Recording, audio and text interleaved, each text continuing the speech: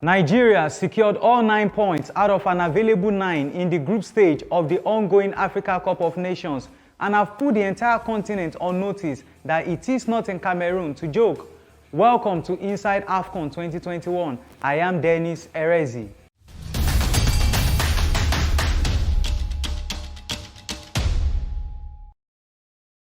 The boys have been separated from the men and we are now in the round of 16 where Burkina Faso will be facing Gabon, Guinea will be facing Gambia, Cameroon will be playing Comoros, Senegal will be playing Cape Verde, Morocco will be playing Malawi, Ivory Coast faces Egypt, Mali faces Equatorial Guinea, and Nigeria will be playing Tunisia. Our focus will be on the match between Nigeria and Tunisia. Ifeanyi Ibeh joins me virtually to give me his expert analysis on this blockbuster fixture. Both teams have met 20 times in the past. The Super Eagles won 6, drew 8, while Tunisia won 6. Ifeanyi, is this the final of the battle for supremacy between Nigeria and Tunisia, and why is it so? 6 times. I won't want to count the 2004 AFCON penalty shootout victory as a win for the Carthage Eagles. But yes, regardless, they have a very balanced record, these two teams, dating back to the very first time Nigeria met Tunisia in African Cup of Nations qualifiers in 1961. Yeah, we played 2 legs, 1-2-1 in Nigeria, played 2-2 in Tunisia. But after a very long period, yes, it was the Tunisians that dominated, including most prominently preventing Nigeria from qualifying for the World Cup on more than one occasion. Yeah, the very first time we could have gone to the 1978 World Cup, it was Tunisia that beat us 1-0 in Lagos here. Dia's own goal, yeah, never to be forgotten. And yeah, in 1986 as well, they prevented us from going to the World Cup in 1986. And so many other occasions, but we've also had our own fair share of preventing Tunisia from going to the World Cup and also winning major laurels in Africa and on African soil. And yes, both teams will be aware of this. The Nigerian technical crew, a lot of them have played against Tunisia in the past. They know how it is. They know that Tunisia have not beaten us since that so-called win at the 2004 Africa Cup of Nations. So it's going to be a very, very interesting game. Battle of supremacy, yes, with two teams with contrasting fortunes at this Africa Cup of Nations. So yes, it will be a battle of supremacy, and at this point in time, yes, everybody knows that if you lose, you're going home. So I don't want Nigeria to be the ones to go home, but yes, the Tunisians either don't want to go home. So let's wait and see what happens on Sunday.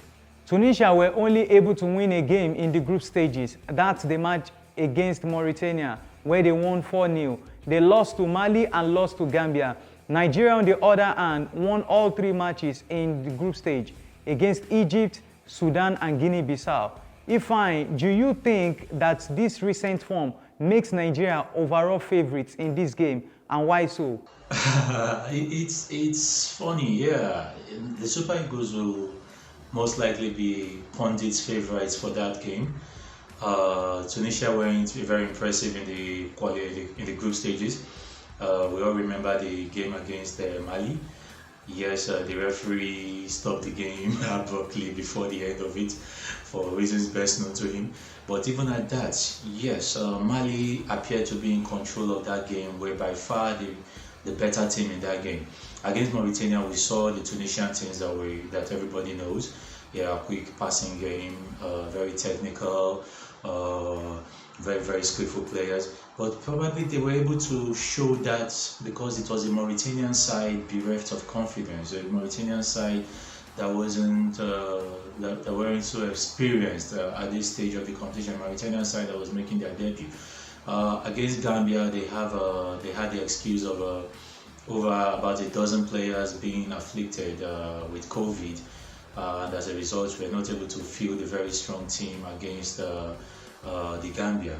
But having said that, they know it's Nigeria. Some of those players that were down with COVID by now would have known how many of them would be available for the Nigerian game. They will still be technically under strength against Nigeria.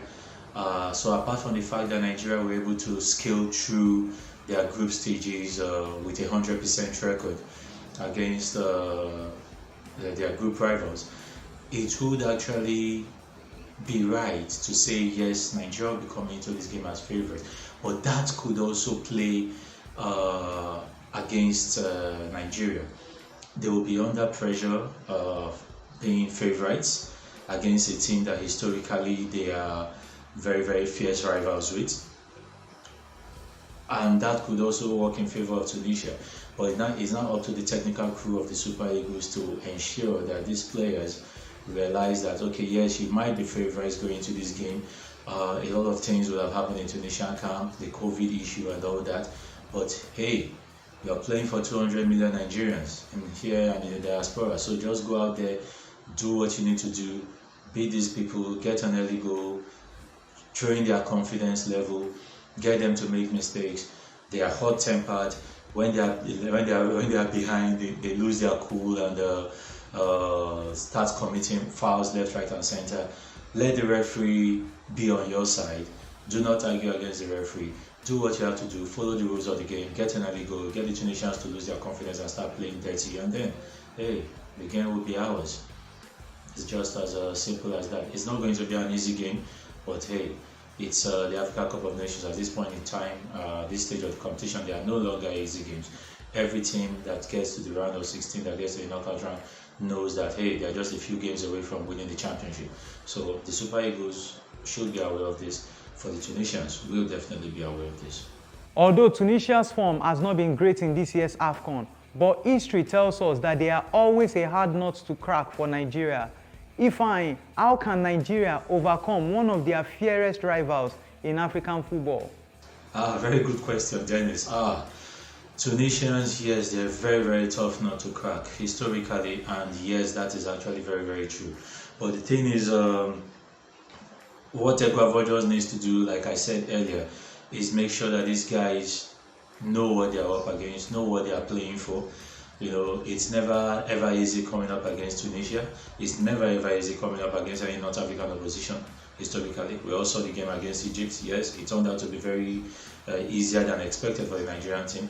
But that is also that. But if you look at the build-up to that game, everything was all about Egypt.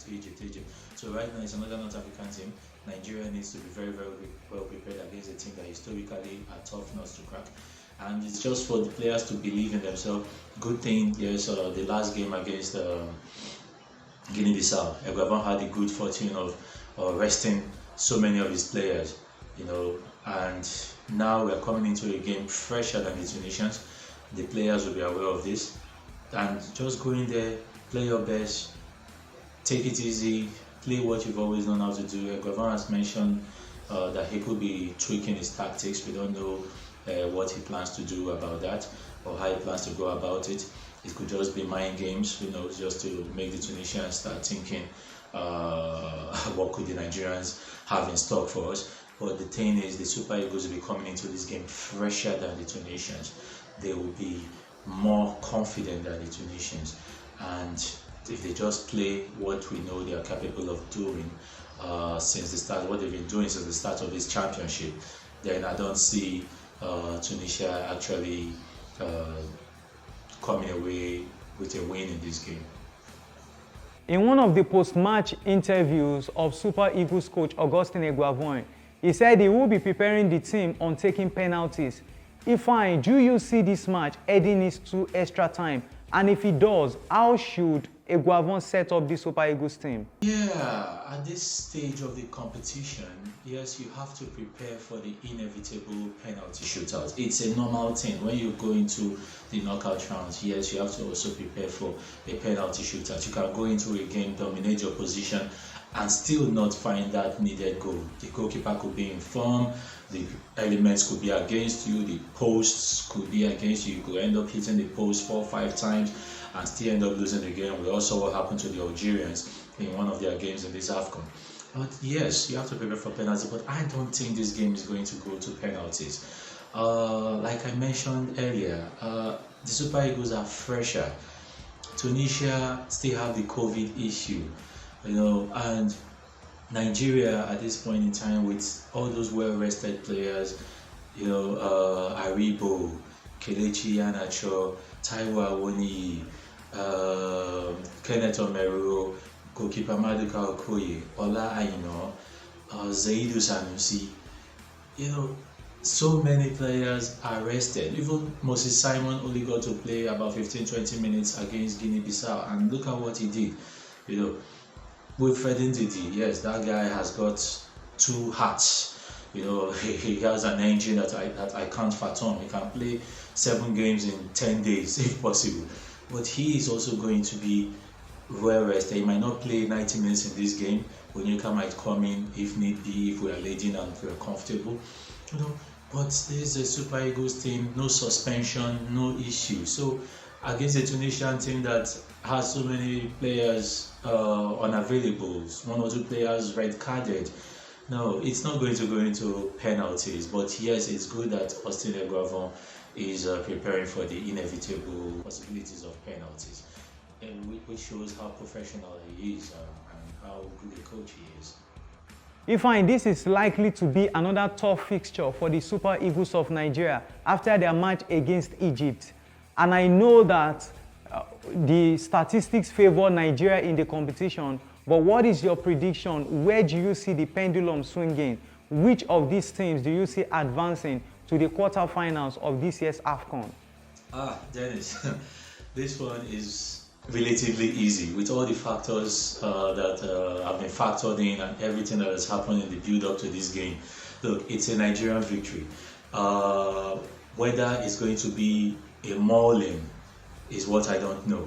But Nigeria will be qualifying for the quarterfinals at the end of 90 minutes, not 120 minutes, not penalty shootouts. At the end of 90 minutes against this Tunisian team, it's going to be a Nigerian victory, comfortable 2-0, 3-0 victory for Nigeria. That's just it. Then after that, we look forward to the quarterfinal game. Thank you for your thoughts as always, Ifeanyi. Thank you for having me here, Dennis. It's always a pleasure to be with you on this show. Thank you very much. That's it for now. Let us know your prediction in the comment section. Stay with us on tv.guardian.ng and follow us on Facebook, Instagram, Twitter, YouTube at Guardian Nigeria. I am Dennis Erezi, and this has been Inside AFCON 2021.